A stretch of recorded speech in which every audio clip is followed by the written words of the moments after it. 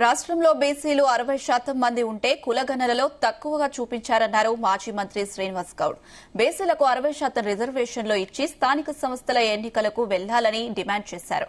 ఎన్నికల్లో గట్టెక్కేందుకు రైతు భరోసా పేరుతో డ్రామాలాడుతున్నారని మండిపడ్డారు. రైతులపై చిత్తశుద్ది ఉంటే 2 టర్ములు ఎందుకు రైతుల ఖాతాల్లో డబ్బులు జమ చేయలేదని ప్రశ్నించారు.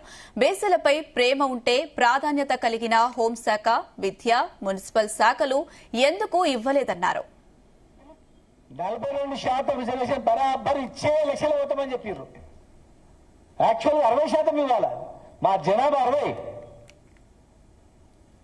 జనగణన చేసి జనాభాను తక్కువ చేసి చూపించి మీరు గింతే ఉన్నారు అని చెప్పి చేయించడం రోల్ మోడలా, పార్లమెంటుకు పంపించి చేతులు దులుపుకోవడం రోల్ మోడలా?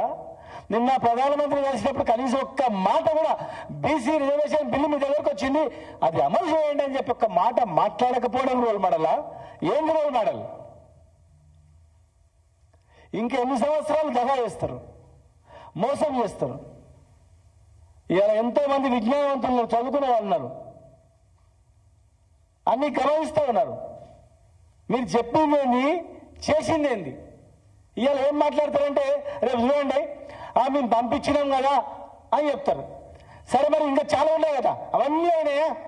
ఒకవేళ మీరు కామారెడ్డి డిక్లరేషన్లు మొత్తం చేసి ఇది ఒక్కటి కాలేకపోయినప్పుడు అరే మేము క్యాండిడేట్లను ఎక్కువ పెడతాము ఏదో మాట్లాడతారని కొంచెం జనం నమ్ముతాడు.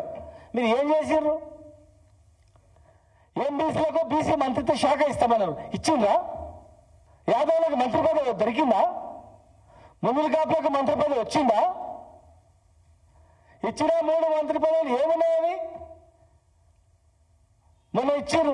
ఏం పదవులు ఇచ్చారు? మేము హోమ్ మినిస్టర్ ఇస్తారో, లేకపోతే విద్యాశాఖ మంత్రి ఇస్తారో, మున్సిపల్ అడ్మినిస్ట్రేషన్ వస్తుందో, ఇంకేదో పెద్ద శాఖ వస్తుంది అనుకున్నాం.